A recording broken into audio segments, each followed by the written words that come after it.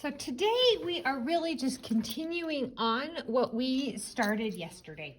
So yesterday we learned that like the square root of a number, let's say I have the square root of 16, the 16 equals 4 times 4, so the square root of 16 equals 4. What I didn't tell you is we have a little bit of invisible math going on. So, for example, 4 is equal to 4 over 1. 4 is also equal to 4 to the first power. The thing that's invisible on the square root sign is there's a teeny tiny little number 2 that indicates that it's the square root, that it's 4 times 4, or 4 squared, and it's the square root. We can also have other numbers there. If we had a 3 there, let's say we have a 3 there on the number 8, what do you think that would mean? Well, what that means is what number is multiplied by itself 3 times to give us the number 8. It does not mean 3 times what equals 8. That is not what it means. It means what number is multiplied by itself 3 times to give us 8. And we're going to play with this. We're going to say, okay, now 8 is a really, really pretty small number, right?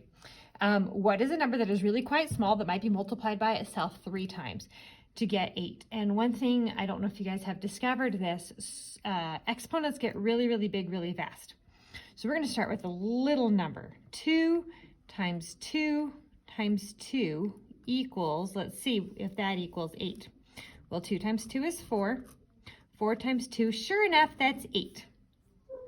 So if I have x cubed equals 8, I'm going to take the cubed root of both sides to get that x alone, and I'm going to find that x equals 2. Now, yesterday we learned that like you cannot have the square root of a negative number. It does not work in the set of real numbers. There is no real number that works that you can have a negative number, or they can have a square root of a negative number. For example, if let's say I say, okay, that's negative 4, well, the square root's going to be negative 2. Well, negative 2 times negative 2 is positive 4. It doesn't work. Does that true with cubed roots? Let's say I have the cubed root of negative 8. Well, I just saw that 2 times 2 times 2 is 8. So would negative 2 times negative 2 times negative 2, could that possibly equal negative 8? Well, let's see. What's negative 2 times negative 2? That's positive 4. Positive 4 times negative 2 is, oh my goodness, it's negative 8. Negative 8 can have a square root, and that square root is negative 2. They're both negative, but when you have 3 negatives, they're going to end up being negative, and you can have a negative cubed root. You just cannot have a negative square root. Now, this is going to be a squirrel moment. It's not going to be on your assignment. Can you have a negative 4th root? Let's say I have the 4th root of negative 16. Well, I know that the 4th root of 16 is 4. I just know these. Or not 4, is 2. I just know these things. So if I have negative 2 times negative 2 times negative 2 times negative 2, negative 2 times negative 2 is positive 4. Positive 4 times negative 2 is negative 8. Negative 8 times negative 2 is positive 16. Can I have a 4th root of a negative number? No. So, I don't know if you're noticing a pattern. If these numbers are even, you cannot have a root of the negative. If it's odd, you totally can because of the way that it works with the negatives canceling each other out. If it's odd, you can have a negative root. So let's play with this just a little bit more. Let's say I want to figure out what the cubed root of 27 is. I'm going to look at that and I'm going to say to myself, okay, 27 is not a giant, huge number. I know that it's bigger than 8, so it's going to be bigger than 2. Let's try 3. So 3 times 3 times 3 equals, let's see, that's 3 times 3 is 9. 9 times 3 is 27, so the cubed root of 27 is 3. And then what if I want the cubed root of negative 27? I know that it's going to be negative 3 times negative 3 times negative 3. Let's check and make sure it works. Negative 3 times negative 3 is 9, positive 9. Positive 9 times negative 3, sure enough, it's negative 27. So the cubed root of negative 27 is negative 3. So on your assignment, I'm going to do a couple from your assignment. On the first page, I want you to actually do this without a calculator. You might need a calculator to do some math. Like, let's do number 7 here. It says x cubed equals 216. So what does x equal? Well, I don't know. I know that the cubed root of 27 is 3 because I just know these things. I've been doing math a long time.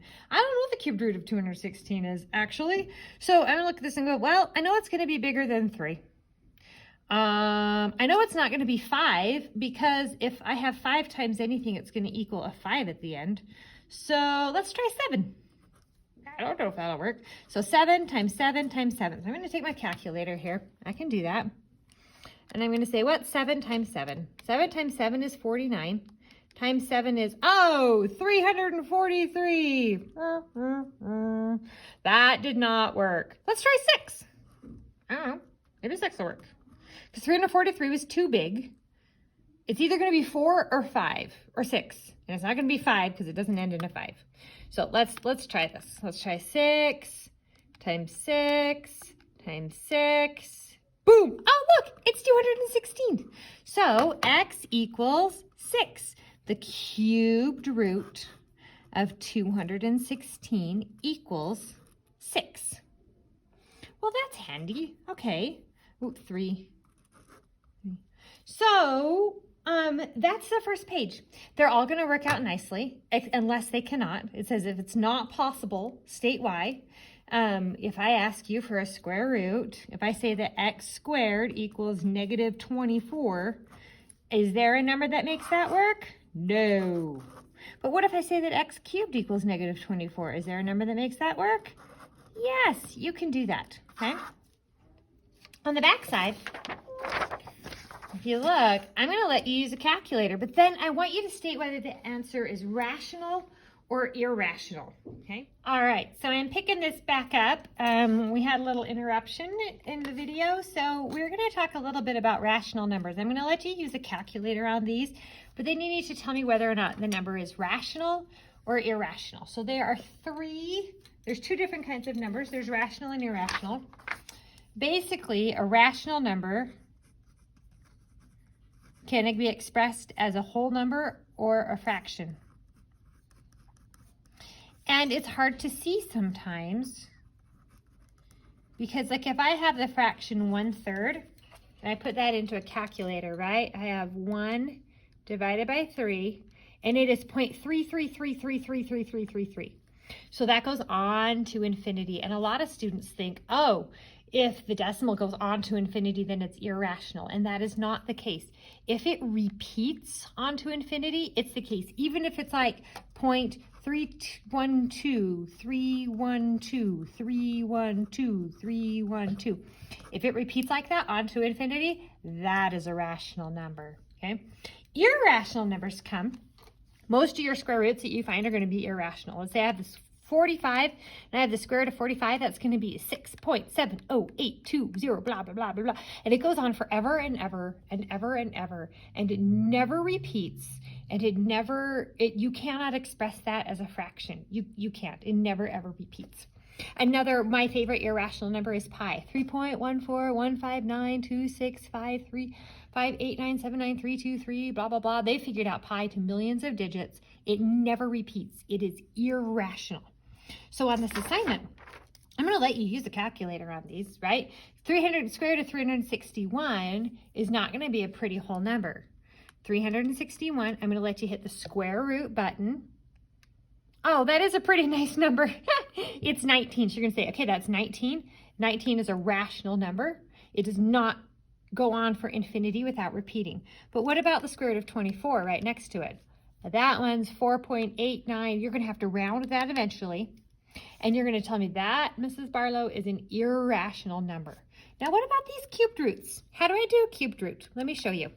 On my calculator, if I want to do like the cubed root of 8, I hit 8. I hit second and yx. If you look really closely, that's the x root of y, and I'm going to tell it it's the third root of y. The third root of 8 is 2. If I want to do it with 27, second y to the x, third root, the third root of 27 is 3. What about the third root of that number? I don't know.